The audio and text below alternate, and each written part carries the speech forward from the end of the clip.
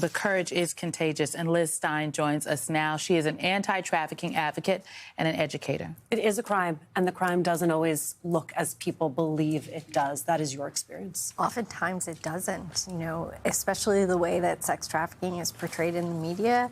That's not how sex trafficking happens, and I think that that's part of this conversation. I've said publicly before that I'm a reasonably well-educated person, and I didn't even realize that I had been trafficked until Epstein was arrested in 2019. And that's not an uncommon experience. And so I think that part of what we need to add to this conversation is what we're actually looking at when we're talking about sex trafficking. It's not a little girl with blonde hair and blue eyes being snatched up by a guy in a van and chained up in a basement. It's much more mundane looking than that. And I think that if people really understood what sex trafficking looked like, the perspective might be different.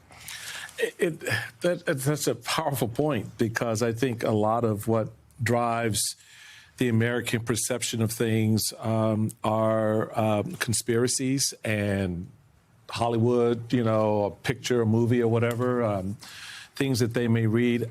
But we have discounted the victims. We don't listen to the victims. We assume they're lying. We assume it's a hoax. We assume it's political. And a lot of our political leadership drives that narrative as well in an environment like this, led by the President of the United States. Just put it right here in the center of the table so everybody understands it. Because this moment for me today is what struck at the heart for me. I'd like you to listen to some of Epstein survivors sharing their ages, America, so you understand exactly what we're talking about. I was 16 years old when I was flown to New Mexico to spend a weekend with Epstein. I was only 14 years old when I met Jeffrey. I was only 14 years old when I was introduced to Jeffrey Epstein by a 13-year-old friend of mine. I was only 14 years old when my friend brought me over to Jeffrey Epstein's house. I was a 16-year-old high school student athlete who made good grades and had high aspirations for college when I was recruited and asked by a classmate of mine. So that we understand, to your point, let's not confuse this. When these young women, young girls, had their encounter with Jeffrey Epstein, as my mama would say, a grown behind man, right? Yes. They were 14, 16 years old. So don't get confused by the fact that you're looking at a 30-year-old woman today and thinking, well, what are you talking about? Yeah. Right? Yeah. It's also important to note that not all of the survivors of Epstein and Maxwell were underage. Some of us were very, very young women. Right. And I think that that's something that is not out in the public as much as the underage women. Both equally important, but worth noting. Yes. Yeah. You said something in answer to Alicia's question that you did not realize that you were trafficked until Jeffrey Epstein was arrested. What was it that made you realize that you too had survived his trafficking? So that was pretty interesting. When the reports started coming out when Epstein was arrested, the focus really was on the young women in Florida. And so in my mind, the way that the narrative has been in my brain for the past more than 2.5 decades was that I met these people. They were my friends. I thought they were my friends, and I had a really horrific experience with them that I never, ever wanted to think or talk about. And so when Epstein was first arrested, I was kind of in my mind saying, but I wasn't trafficked, I was their friend. And it wasn't the media that taught me what trafficking was, it was the anti-trafficking movement. And I really had to educate myself as to what sex trafficking was. And the more that I learned about what trafficking looks like, the more I was able to say, that's exactly what happened to me. Right. This is what conditioning looks like. Absolutely. This is what abuse looks like. It is sometimes a long process. And that, I think, is part of why it was also amazing today to see you all together, to see you speaking with one voice in many ways, though you may have different experiences. And one of, I think, the most profound things we heard today was the possibility of survivors themselves releasing a list. Take a listen. We know the names.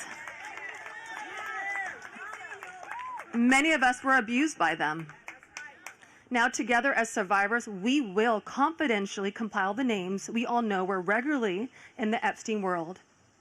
And it will be done by survivors and for survivors. No one else is involved. Stay tuned for more details on that. Because history is watching, and so are the women who will come after us.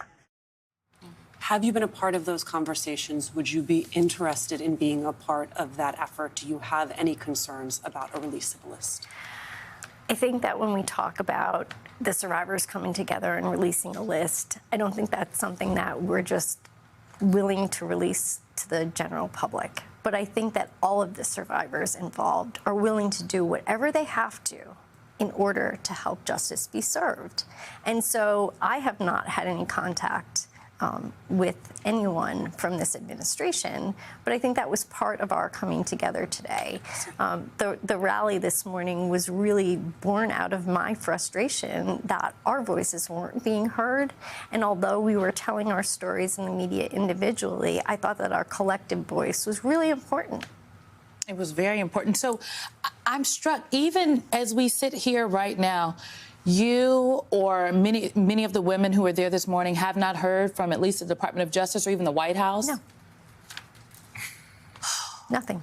I mean, one It's of the not things that we've surprising, heard though. from attorneys who work with the survivors Yeah. is that this is not new, right? The not listening to survivors dates back 20 plus years, which I think is why there's such an interest in Alex Acosta and that sweetheart deal out of Florida. If you were the one who got to sit down with Alex Acosta, what is it you would want to know from him? I would ask Mr. Acosta to be truthful at any cost. I think that he really holds a lot of keys as to what happened in Florida, and we need answers. If Epstein was being investigated federally, why was he only given a state charge and a sweetheart deal? You know, and I think that Mr. Acosta has those answers. Now, I hope that he's transparent about what actually happened, because I think that that will help us put the pieces of the puzzle together. After the, go ahead. No, I was just going to make a note relative to the Acosta testimony coming up. I hope you're right. I really do.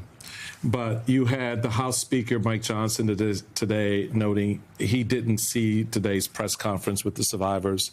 You have the president referring to what he did hear and what he was told about the survivors today, that it was a hoax. That's the frustration here, is that the more you're pressing to get the point made and to have your voices heard, the more the institutions are hardening against that. Yeah. And I think that that's a real problem, and I think that that's why we are so geared up right now, because we're tired of being ignored, and we're tired of this being brushed under the rug. And I think that we were really hopeful that today would kind of make a cultural shift and really implore people to look at this for what it is. It's a crime. It's a crime of sex trafficking, and it's not a political issue. There were criminals involved. There were perpetrators, there were enablers, and there were survivors. And we're not talking to the survivors, but we're talking to the woman who was convicted of these crimes.